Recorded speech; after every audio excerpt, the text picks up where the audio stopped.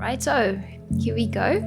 This is a video from the perspective of photography as art, and the primary reason I'm publishing this video is because I want to become more confident in discussing photography as an art without always being worried about coming across as artsy, fartsy, pretentious, stuff like that. So I think practice makes better. The easier I find it to discuss art, the easier it'll eventually become to discuss my work in a more positive and a more proud light. And also, I like the idea of being able to describe using my words why something works for me and why it doesn't. I think it might work as a constructive task to learn this skill. First things first, I don't have a problem with the style of photography that we're about to discuss.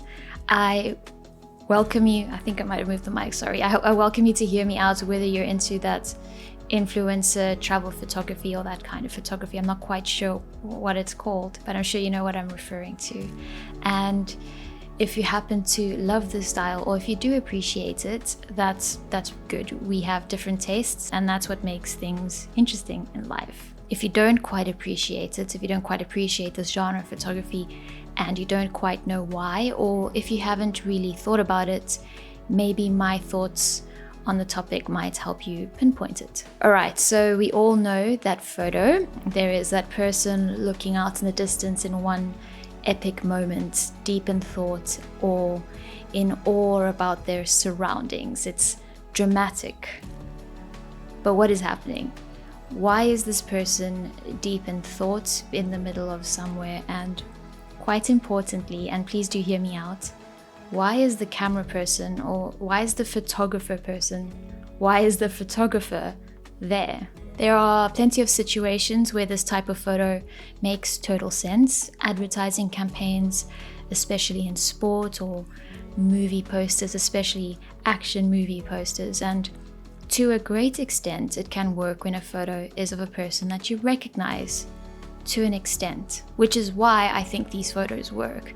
If you are an influencer taking those kinds of influencer photos, you most probably have a following of people that feel that they know you and that they're on your journey with you. That is, I think, why these photos work, because there are many influencers out there, and there are many more people following said influencers and taking in that art and that content, and it totally works. For the purposes of this video, I'm gonna compare this genre of photography to street photography, simply because it is how this kind of train of thought came to me, and it's how I planned the video. It's simply the conversation that came to me naturally when the thoughts occurred to me when I was clearing out my hard drives. How this contrasts to the genre of street photography, which is a genre of photography that I particularly am not drawn to, though I can appreciate it, I think, is that even if you can't determine for yourself what the story of the subject may be, usually they're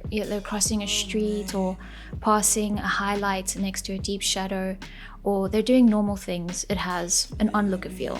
At the very minimum, you can establish the narrative that the photographer thought that there was something interesting or eye-catching or beautiful about the scene, and they wanted to capture that and they wanted to share that. There's this point of view feel to it that the person seeing the photo can at the very least feel like they themselves could be in that scenario, but not necessarily as the subject, but as the onlooker, the photographer themselves. When you see these photos, you can imagine the person seeing, even though they're not in the shot. There's an elegant degree of subtle empathy to it, and it's not necessarily to the subject of the photo, but to the photographer, the artist. Those dramatic photos that we're primarily discussing today, they don't really do that for me. They can have the most beautiful colors, but what might just happen is that I'll see it and then I'll think, okay,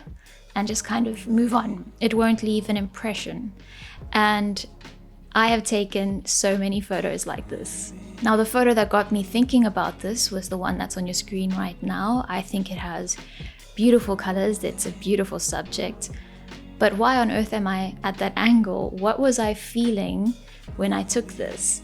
And the truth is, I was probably just thinking, I'm gonna make her look epic and important while she sips a regular cup of coffee. For the majority of my time taking photos, so for about 5 or so years out of about 6 years of my time, I've told myself that I don't need my photos to mean anything to anyone.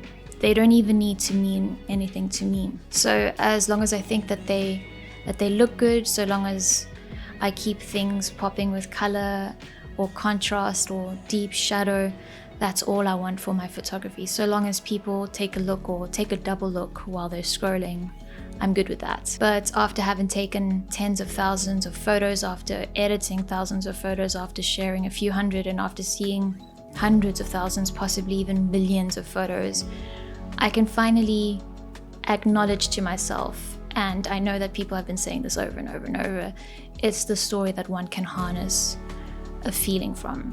And I think that is where a beginner photographer can get a head start. Understand what you want from the photo. If it's the influencer vibe, that's good. Understand that intention and go for it. It'll speak to the people that follow you and are on your journey with you. But it might not speak to people beyond that, artistically speaking, and I can't believe I just said that, artistically speaking. If you want something that speaks more for the artistic expression of yourself, maybe start thinking a bit more about what the viewer will feel your intention was. Whether you're in the photo or not, what did you want to convey?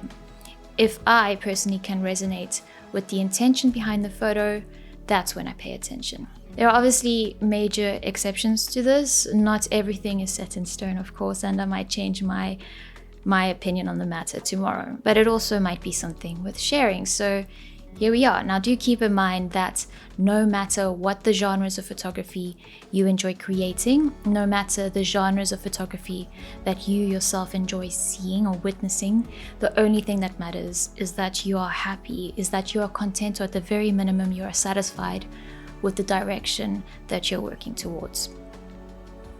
Thanks for being here, folks. Let me know if you think I'm onto something or if I'm completely talking out of my ass. Either way, thank you so much for taking the time to be here. I do appreciate it. Don't forget to keep taking photos, keep making videos, take care of yourselves, and I'll catch you in the next one.